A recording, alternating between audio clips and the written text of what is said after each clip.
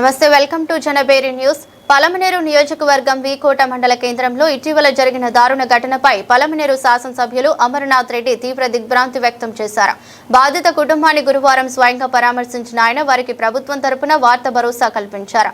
శాంతికి విఘాతం కలిగించే చర్యలను సహించబోయేది లేదని, ఎంతో ప్రశాంతంగా ఉండే వీకోటలో పట్టపగలు ఇలాంటి అమానుష ఘటన జరగడం అత్యంత బాధాకరమని ఎమ్మెల్యే అన్నారు.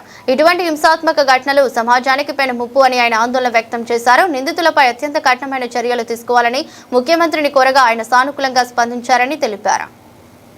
అండ్ ఫస్ట్ అండ్ ఫార్మోస్ట్ ఒకవేళ మనకి ఏదైనా ఆపద వస్తుందని తెలిస్తే మనం ముందే దాన్ని యాంటిసిపేట్ చేసి మనకి ఏమైనా వస్తుందంటే జాగ్రత్త పడతాం.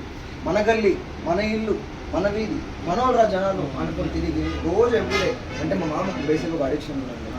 పర్ డే 10,000 స్టెప్స్ వేస్తే అది అర్ధరాత్రి అయినా పోతాడు. ఎందుకంటే ఆయనకు యాక్టివిటీ ఆ రోజుకి అయిపోవాలి. అది ఏ టైం అయినా కానీ ఏమన్నా కూడా కానీ సాదా సీదాగా మార్నింగ్ జాబ్కి వెళ్ళి రిటర్న్ రానని చెప్తే ఎవరైనా జాగ్రత్త పడతారు. ఇటు వెళ్ళాం అటు హాయ్ చెప్పినాం. మా నాన్న ఉన్నాడు అక్కడ ఆ గల్లీ దగ్గర, ఆయన ఏడపోతానంటే ఆయన కూడా మా బావ వస్తాం బావ అని చెప్పేసుకున్నాడు. ఆ గల్లీలోకి పోయేసరికి ఇట్లా అయినట్టు అంటే కనీసం మాకు ఇట్లా జరుగుతుంది, మాకు ఇట్లా ఉందని మేమేం ఎక్స్పెక్ట్ చేయట్లేదు. మాకు ఫినాన్షియల్ బెనిఫిట్ మానిటరీ ఫోర్స్ఫుల్గా ఉన్నా, అందుకే నా భార్యను కూడా పంపించిన. నేను అందుకని నేనైతే స్ట్రైట్గా ఇంటికే వస్తాను. బయలుదేరిన రాత్రి 9-11 అయింది రాత్రి. ఇంకా అర్లీ మార్నింగ్ బయలుదేరి నేరుగా కారులోనే స్ట్రైట్గా ఇంటికి వీకొట్టుకోవచ్చు. మాకు బాగుంది, బాధలేం కాదు. ఇటువంటిది ఏడు జరిగిందంటే మా వల్ల కావడం లేదు, తట్టుకోవడం. బాధ కూడా లేదు సార్. అన్న బయట అడవిలోనో ఊర్లోనో ఊళ్ళోనో అన్న సార్. ఇంత టౌన్లో ఇంత ఊర్లో పట్టపొగులు, అది అర్లీ మార్నింగ్ 7:30-8కి జరిగిందంటే ఈ ఊర్లో జరగడం అనేది ఇంకా తట్టుకోలేకుండా నేను పెట్టాను కదా. దానివల్ల మనము మనకి ఏదైనా ఇన్సూరెన్స్ లాంటివి ఏదైనా చేయాలంటే ఈ కేసు వల్ల కొంత ఇబ్బంది ఉంది. మనం చేసేది వయసులు అవన్నీ మనం ఏదైనా లేదు.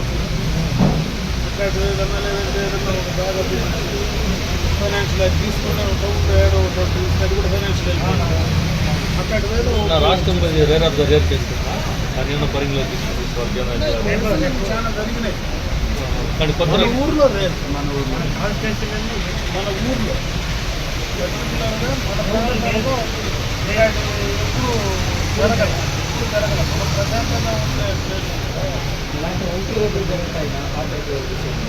ప్రభుత్వం చదువు తీసుకొచ్చి తీసుకొచ్చి ఆ కుటుంబంలో నేనైతే సీఎం గారు ప్రభుత్వ ఉద్యోగం ఇస్తే ఆయన చనిపోయే వరకు కూడా మీ పార్టీ అభివృద్ధికి విశేష కృషి చేశారు. అది మీకు తెలుసు.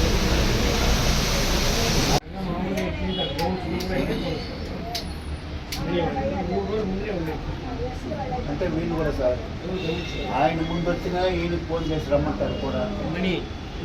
గద్దా ముందు లేచినా మనీ ఫోన్ చేసి రమ్మంటారు. నేను ఆల్రెడీ వాకింగ్ పోయేసి అన్ని అయిపోయినాక వీళ్ళు వస్తారు సార్. 7-7:30కే కాకపోతే నేను గ్రౌండ్ వెళ్ళిపోతాను. వాళ్ళు ఇట్లా బయటే తిరుగుతారు. ఆ బయట తిరిగేదే ఇంత జరగడం. ఇవన్నీ పక్కాగా తెలుసుకునే చేసినారు.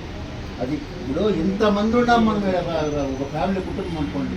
ఇంతమందిలో నన్ను చంపుతారంటే వీడు ఎవరు యాడ్ లేకుండా జరుగుతుందా? ఇది ఊరేనా? ఈ యాండ్ ఎవరు?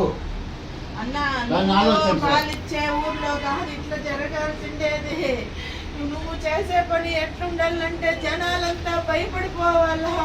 ఇట్లా పెంట తినే పనులు చేసేదానికి భయపడిపోవాలా. అన్న ఊరికే వదలడని భయపడిపోవద్దన్నా.